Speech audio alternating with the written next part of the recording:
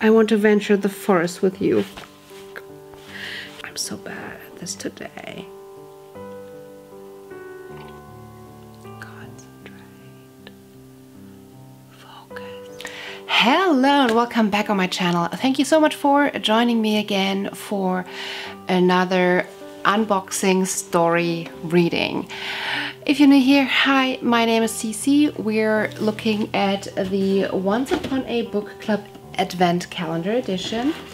In this box we have received 12 days of gifts and 12 days of short stories. So what we're doing today is I'm going to be reading the short story to you, and at one point in the short story there will be a little post-it, well, a printed post-it note, and it's actually at the very end of the short story, and then we will be unpacking this fantastic gift here. I'm already so excited to see what's in there. So if you want to know more about the box, you can watch the other days. I have already posted days 1 through 4. This is day 5, and if you want to know more about the box that I haven't disclosed in the earlier videos, because I don't know what exactly it is that you're interested in, let me know. I'm happy to share whatever it is that you want. So grab your favorite beverage, lean back, get cozy. We have 16 pages of short story to go. All right. Lumi Blanche by Tia Arian. It wasn't the girl's fault her mother fell in love with death. The heart longs for what it will, no matter the consequence. It was through no sin that the gifts the girl inherited were of the cruelest. Both life and death had to offer. To live was to be responsible for abandoning death. To be dead was to be trapped alive. It was a curse of neither life nor death, rather a wretched in-between. But that was years ago. Mother, have the chores been done? Lumi blinks away the flecks of rain gathering in her ink-black lashes through the open window. Her mother, queen-like, sits in front of her mirror. The lotions and tinctures are set up in a row according to their order. Lady Blanche takes a sampling of cream onto her ring finger and dabs it around her midnight eyes. She takes her green roller in hand and rolls its cooling stones on her porcelain skin to help it sink in. My love, you know those duties are yours, no matter the day. Lumi bites the inside of her cheek. Her mother was not of the inclination to allow any kind of disrespect. Rebellion would earn a glare that a lion would wither from. It was worth a try anyway. She stifles a sigh, and a silvery glint catches her eye. There, on the edge of her mother's dresser, were the magic relics and items that she was forbidden to touch.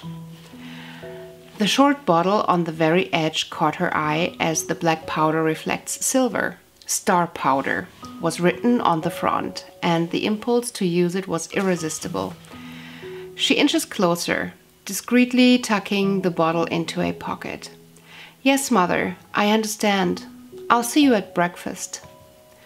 Lumi gathers the heavy fabrics that make up her skirt and descends the stone stairs to the courtyard below. The stolen bottle of star powder rattles against the other item in her pocket. The icy winds rake greedy fingers up her skin and sends her raven black hair into a tangle around her waist. The chickens and pigs cluck and squeal in their cages, vying for her attention to get breakfast first. She carts the feed from the shed to the pens, ignoring the morning's lay. She carries the eggs to the kitchen and puts them in the kitchen maid's tray. You're late. Why? The red-haired woman asks without turning. The girl plops down on a stool. I thought she might have done the chores herself as a birthday gift. You're an idealistic one. Lumi rinses her hands off from the water in the trough and starts to knead. The dough sticks to her fingers and she adds more flour. It was a foolish hope. She blows her dark bangs from her forehead. I know. The kitchen maid clucks her tongue and crosses the room. Girl, you're going to be the death of me with that hair. Ow, do you have to twist it so tight? A loose bun reflects a loose character. Now you sound like my mother. An extra twist of hair for good measure. Is your mother the only thing that made you late? A smile crosses Lumi's lips and she clears her throat. You know I've been singing over the wall for years. Much to the chagrin of Our Lady, I am aware. I am also aware that it has recently caught the attention of a certain suitor. A smile pulls at the corners of her mouth. He said he's going to try to come by today, maybe tomorrow. The kitchen maid raises a slender brow. You know your mother would not be happy at all if she knew about that. That's why I'm not telling her, Celia. She's against any man that comes into the picture, and she would especially hate this one. She places the freshly kneaded dough into a wooden bowl and puts a towel over it to let it rise. He's a hunter. Not just any hunter. He's the hunter. Celia freezes. You mean the one that's claiming to be the son of the sea god? The one that killed all those wild beasts? Lumi beams from across the table. The very one. God's girl, for once I agree with your mother. No demigod ever meets a good end. They always die in tragedy, and anyone close to them is soon to follow. Oh, you worry too much. Trust me, I have a good feeling about this one. Celia returns to the stove, shaking her head. You and your whimsical circus of a mind. How do you know this is the same hunter? Have you ever seen him face to face? The girl grins. I may have only sung to him from across the wall, but I know it's truly him. She dips her hand in her pocket. I can prove it. Celia takes the food from the stove and douses the fire. She crosses her arms over her chest. I'm waiting. Lumi pulls out the first item, a bear claw. She raises it overhead with a flourish. He sent this to me from over the wall, with an arrow. The kitchen maid raises an eyebrow. My dear, please tell me this isn't the only proof you have. Anyone could have purchased a trinket like that one from the black market and claimed it as part of their own kill. She gives the older woman a look. I know that. But look, he engraved his name on the side, see? Look at it. What does it say? Celia leans forward and squints to see the word on the side. She sighs. It says Orion, but once again, I know, anyone could carve that into it, but here's where I will convince you. She digs back into her pocket. Everyone has been saying Orion is destined for the stars. Oh no, Lumi, you didn't. She pulls the black bottle from her skirt. I took some of Mother's star powder. This will prove it. Celia's blood runs cold. Lumi, don't! But it was too late. She takes a pinch of silver powder and sprinkles it on the claw. It lights up a luminescent gold, the sign of immortality. Lumi screams. The kitchen maid wraps her arms around the girl before she can hit the floor. The skin of Lumi's fingers deteriorate down to the bone in front of her eyes. Lady Blanche! Celia screams. Come quickly! A shadow darkens the doorway. Lady Blanche stands in black robes, midnight hair curling in tendrils around her porcelain face. What happened to my daughter? Celia cradles Lumi's head. It's her hand. Lady Blanche stares at her daughter's dying hand. The skin melting away, bearing bone and decay fills her nostrils. My daughter, what have you done? She takes her from the kitchen maid's arm, folds her to her chest, and vanishes into the air. Lady Blanche sweeps the vials on her vanity into her robes. The glass clanks together, and she prays to the gods that they don't shatter. Lumi screams from the bed behind her, and she rushes to her side. Her daughter's hand is now half bone, and ashy black crawls up her arm toward her elbow. The lady frantically searches through the powders and potions. Finally, the clear green bottle is in her hands. Spring rain. She pours the contents into her hand, infusing magic into every drop. She hopes, prays as the water begins to glow. She begs the only gods who might listen. Mother, he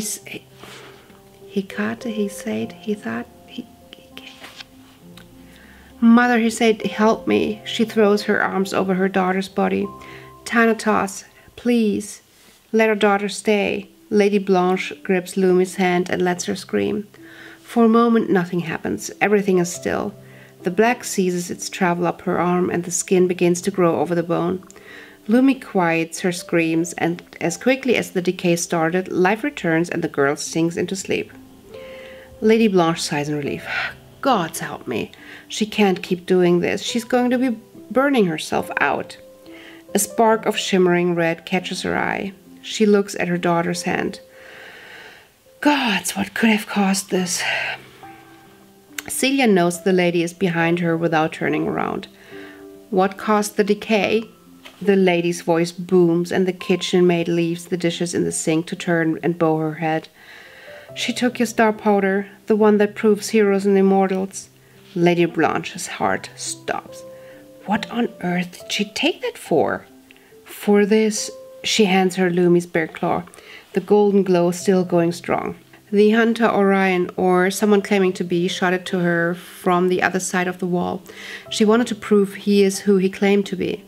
Lady Blanche takes the claw in hand. I knew this day would come. I just hoped it wouldn't be so soon.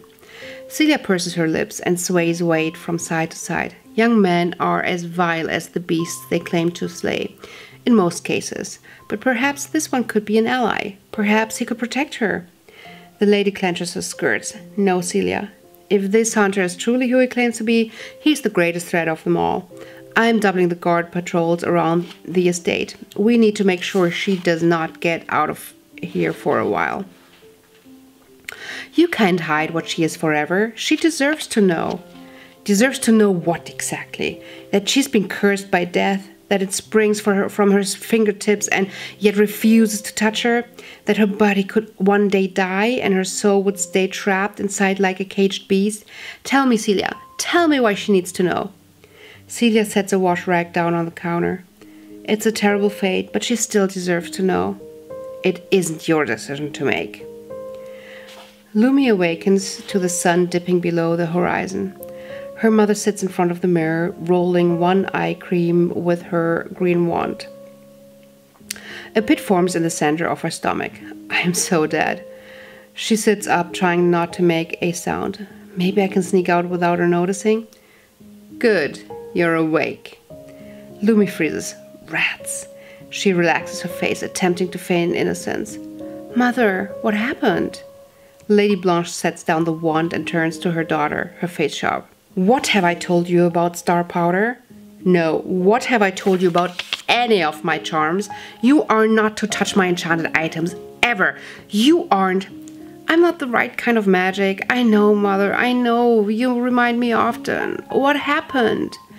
Haven't you looked at your hand? Lumi glances down and chokes back a cry. Her hand, though intact, is black as pitch and cracked with lines of glowing red. What is this? Lady Blanche stands and walks toward her daughter. The fire in her green eyes dim to a somber glow. That's what happens when the immortality of star powder meets someone with opposing magic. Lumi touches her hand. Despite its harsh appearance, the skin is soft as soot. She grits her teeth. What are you talking about, opposing magic? I thought you said we were all made of stardust. It shouldn't have to hurt me. Lady Blanche bites the inside of her cheek, cursing herself for saying too much. She takes a deep breath and sits at the foot of the bed. We're not all made from the same star, my dear. My star powder interacted with your body's stardust and you became like a dying star. Your blackened hand is where your body began to die. Tears well up in Lumi's eyes. Why am I so different from you? I'm your daughter, aren't I? What's wrong with me? Will my hand be like this forever? I'm sorry, Lumi. I can't tell you why. But there's nothing wrong with you. You are my daughter. There's something different about you, but I promise it is nothing bad. As for your hand, I don't know. It may go away. You can have my gloves if you want them to cover it up. Lumi sinks into the sheets. I don't believe you. There's something wrong with me, but I will take the gloves, please, Mother. Lady Blanche kisses her daughter's temple. One day, I promise I'll teach you about your magic. I just have to figure it out first. The next morning, Lumi watches the guards pace the lengths of the estate. Her mother added more men and intensified patrols to try to keep her away. She can't keep me locked in here forever, she thought. If she would just let me have freedom, I wouldn't have taken her powder in the first place. Recklessness kicked up in her chest. She had to see him. She made a promise. We will meet. Yesterday had been a disaster, but then she had tried to impress Celia. As long as she stays away from magic, she has nothing to worry about. Another guard passes by the wall where she plans to jump. I'm sick of these walls. I have to get out of here. She wraps her cloak tighter around her shoulders and tugs on her mother's glove. Here goes nothing. She jumps from her window onto the balcony below. The weathered stone crunches beneath her shoes, and she waits a moment before moving again. She leaps from landing to landing, careful not to slip on the ledges that are moss covered. Finally, the solid oak that overhangs the wall looms in front of her. Behind her, the sound of guards' shoes squish in the dewy grass. Without hesitation, she jumps and grips the lowest hanging limb. She swings her leg up and pulls herself to stand. The guards pass underway, chatting mindlessly. She crosses to the opposite side and lowers herself to the other side of the stone wall. After a brief count, she lets go and lands in a heap on the ground. The morning dew clings to the grass and soaks through her shoes. She slips them off. A smile creeps onto her face. Now I have only to wait. Orion walks the length on the wall. The lady of the estate had not been kind when he formally requested an audience, but it was no matter. The singing maiden had promised to be awaiting him outside the wall where the oak tree stretches past the estate boundary. He paused his stride and takes a deep breath. It had been days, and he could do nothing but think of her.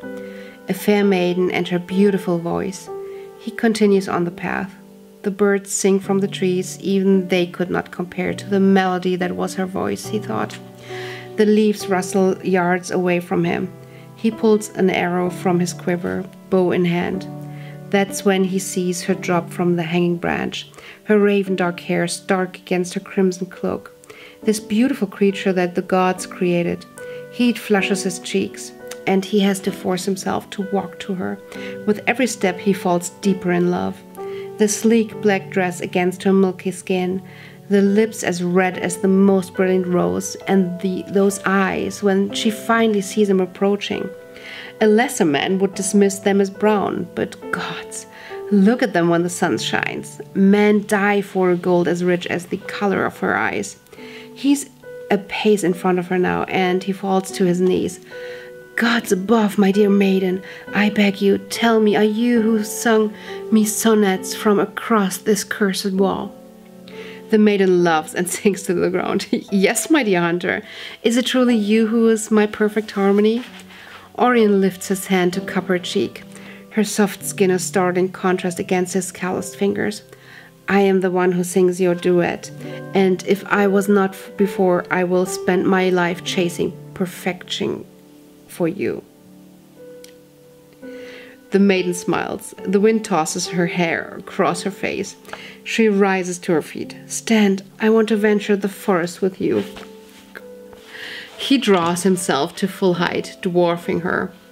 He offers his arm and begins to lead her into the darkening forest. Neither of them notices the trail of dying grass that follows close behind. Lady Blanche bolts upright in bed, cold sweat trickling down her back, her heart racing like a horse. One thought screams in her mind. Lumi. She sprints to her daughter's bedroom to find the bed empty. Panic rises in her chest. Where could she have gone? She races to the kitchens. Celia had just started making breakfast. She jumps at her lady's presence. Lady Blanche, what are you doing here? I'm not ready to serve yet. Lady Blanche squeezes the kitchen maid's shoulders. Where's Lumi? Lumi? I haven't seen her this morning. I thought you might have given her a rest because of yesterday. She's not in her room. Lady Blanche shakes her head. No, I checked. Something's wrong. I can feel it. Celia wipes the flour from her hands. I'll help you look. The guards insist she's still inside the premises. She didn't get over the wall. Lady Blanche paces in front of her mirror. They're wrong. I can't feel her magic like I should. What happens if she doesn't return soon? A pause. After yesterday, I'm not certain. Under normal circumstances, I would say she could last a day or two, but her stardust isn't stable. Who knows what could happen? Do you have any idea where she might have gone? Celia puts her hands in her pockets, a sinking feeling in her chest. Not where, but with whom. Lady Blanche freezes. You don't think she would meet the hunter, do you? She was very taken with him. I think he may be your best chance to finding her. Orion's hand fits so perfectly in hers. She hadn't noticed that her mother's estate wall was no longer in sight, or that a steady burn from the black in her hand had begun to crawl up her arm. "He makes my heart race something fierce," she thought. His calloused fingers traced circles around her knuckles, and she feels herself unwinding with every spiral. "My love, allow me the honor of slaying your beast." Lumi smiles. "It would be a privilege." Lady Blanche stands in the dark room. A large golden bowl glows in front of her. The water is still, clear, and midnight black. Celia wrings her hands from the opposite side of the room. "Are you sure you want to do this, my lady?" "No, but if I don't find her soon..." Tears well up in her eyes. "Give me the claw." She takes a deep breath and closes her eyes. Closing her fingers around the claw, she calms her heart, and slowly she says the words. "Broken is the golden bowl, just as my magic without resolve. Show me he who slays the beasts, worthy of stars' psalms." She drops the trinket into the water and opens her eyes. There she is, her daughter, arm in arm with the hunter, deep in the forest, alone. "My love, allow me the honor of slaying your beast." "It would be my privilege." The image disappears, and panic clenches Lady Blanche's chest. She turns to Celia. "Bring me a horse. She can't be allowed to see death." The dark horse rounds the corner, and Lady Blanche doesn't wait for it to stop to leap onto its back. Before taking off, she turns to Celia and reaches into her black robes. She pulls out a white pouch. "If I don't return, make sure Lumi gets this." Without a hat or a riding habit, Lady Blanche rides off into the forest. Lumi sits on a moss-covered stone, watching Orion from a distance. His muscular form moves through the woods with a feline grace. He knocks an arrow. She folds her hands in her lap, picking at the seams in her mother's gloves. She watches him. His back is turned to her as he scans the forest. He had heard rumors of a large beast lurking around this area of the forest, and with any luck, he would slay it for her. But it was silent. A branch breaks by her ear. The muscles in her back knot up. "Oh gods, please no." Heat curls around her jaw and sends a shiver down her spine. "Please no." A low rumble makes her chest shake. Fear clutches her heart. Orion wisps around to look at her. His eyes go wide. "Don't move," he mouths. He draws his bow back and releases. A scream rings out from the creature, and a shockwave of pain lands through her body. Lumi collapses. The creature scurries over her body. A million little pinpricks burn across her skin. Her screams ring in her own ears. Orion shouts, and the creature gives chase. Its tail whips and hits him across the chest, throwing him into a tree. It hisses and clicks its pincers. Saliva drips to the mossy earth below. It turns to Lumi, lowering his body close to the ground, tail raised to attack. She looks at Orion in a heap on the ground. Her heart pounds in her ears. Her blackened hand burns, and the gloves burns away. The pain in her body spills out to the ground beneath her as it begins to die. The grass turns brown and stretches toward the creature's legs. It scurries back. To Lumi's left, hooves thump on the damp earth. Her mother's scream rings out. Lady Blanche launches herself from the horse's back and tackles the beast to the ground. It retaliates, snapping its stinger into her chest. Lady Blanche collapses. Lumi screams, her body still paralyzed. The black from her hand races from her fingertips and bolts like lightning through the ground. The monster scurries to avoid it, but too late. Death reaches it. It turns to dust. Lumi crawled to her mother, forcing her stubborn limbs to move. Her mother's already milky skin becomes even paler shades of white. Her green eyes, once so vibrant, are becoming dull. Tears well up in Lumi's eyes. She grabs her shoulders and tries to shake. "Mother, please, I'm sorry. Please, don't go." Lady Blanche reaches up to touch her daughter's face, tears streaming down her face. "My love, I should have told you. I should have shown you how to control it. I'm sorry." "Mother, please, don't die. I don't know what's happening." She clutches Lumi's hands. "It's death, my dear. Don't fear it. Don't fear your father's gift. Take the horse and go back home. Celia will know what to do." "My father's gift? Mother, what are you talking about?" I should have told you. Please forgive me. I promise I forgive you. Just please don't die, Mama. Lady Blanche coughs a lot. My silly child. Please go back home. I don't want you to see me like this.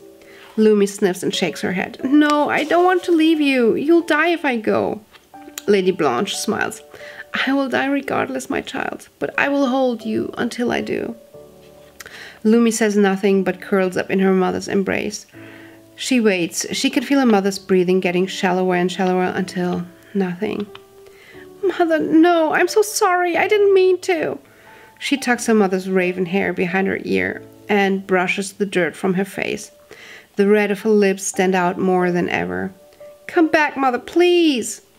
Power rumbles in the pit of her stomach, and she tries to take death back, to reclaim the power that she had let escape. Flowers bloom, the grass turns green, and vibrance returns to her mother's complexion. But she does not wake. A groan from across the way, and Orion rises from the ground. Blood cakes his arms and chest. What happened? Has it escaped? He approaches Lady Blanche. Oh, gods! He reaches down to pick her up. Lumi screams, Don't touch her!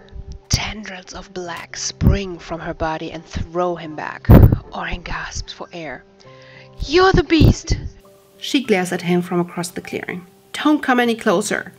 Orion takes a stand, and one of Lumi's black tendrils snaps the air. For a moment, he looks as though he is going to try to fight it, but a shadow crosses his face, and he backs away until he is beyond sight. Warmth envelopes Lumi. The ribbons of black wrap around her like an embrace. Lumi. It's almost as if she can hear them talking. Lumi, my child, open your eyes. She blinks away the tears. A large man looms over her, his skin the color of ivory, and his ebony hair falls to his waist. The ribbons of black envelope him and wrap around his torso. They caress the soft white wings on his back. Lumi falls to her face. Oh gods, please forgive me. I did not mean to invoke you. The man kneels in front of her and places a gentle hand on her shoulder. My child, you did not sin. Do you know me? A nod. You are the great god Thanatos. You are death, and I have enraged you. My dear girl, I'm your father. You have done no such thing. Lumi finally lifts her head. This god's eyes, they were like hers. Please, if you're my father, bring my mother back to me. Thanatos frowns. My child, to die is to come home when the time is right. This was your mother's time. I will not bring her back, for she would be cold and cruel. I came because you need me, and to take her with me. No, please, please don't take her. The god stands, his golden white feathers drape the ground and tickle Lumi's skin. He kneels in front of Lady Blanche's body and gently offers a hand. Light rises from her porcelain skin, and the most radiant woman Lumi has ever seen stands behind her father.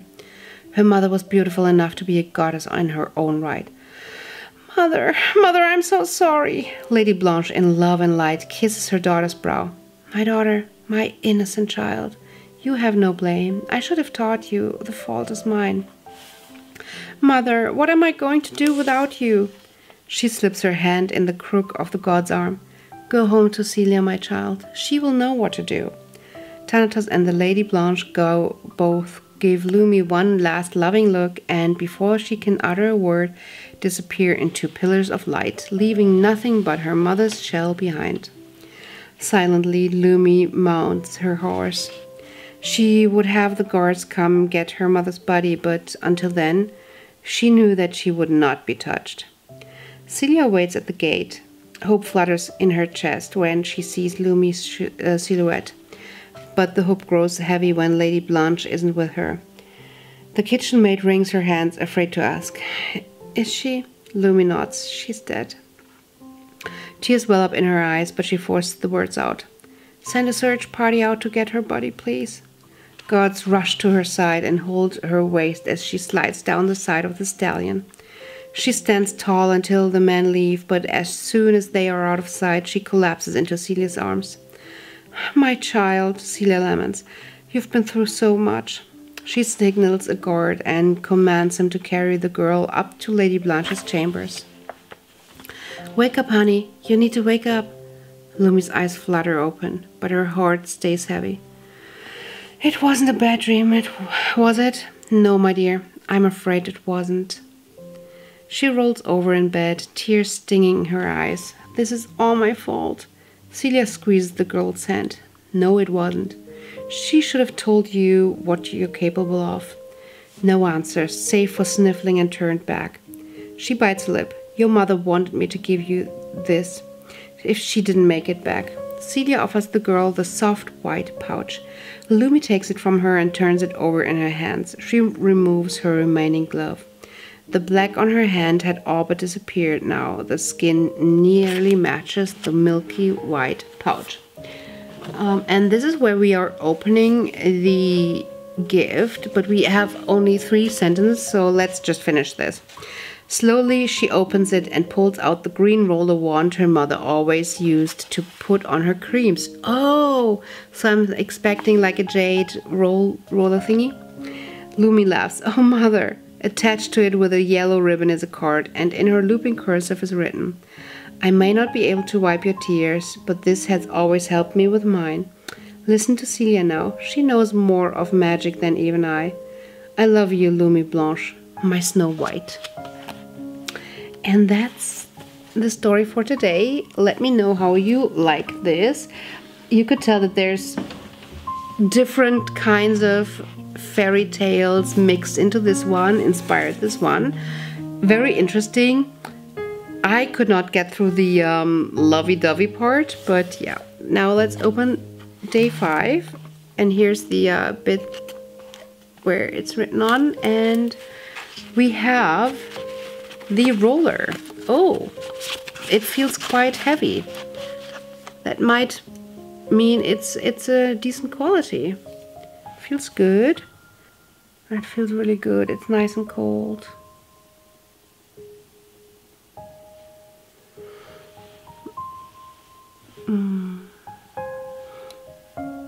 Yeah, I love this like face massage thingies. It feels very relaxing, and hopefully it helps with my wrinkles.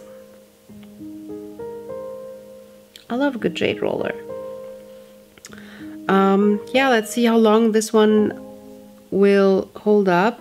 It looks like it's a decent quality, but you can tell that this part is rather cheap, but these seem to be good, so it's probably going to come down to how long this golden part will last. Now, this is it for today. I hope you liked my story time. Let me know what you think of the gift. Let me know what you think of the story. Let me know what you think of the format, of the box. Give me all your thoughts. And before you leave, make sure to subscribe and hit the like button. And put at least one comment down below, because comments are making my day.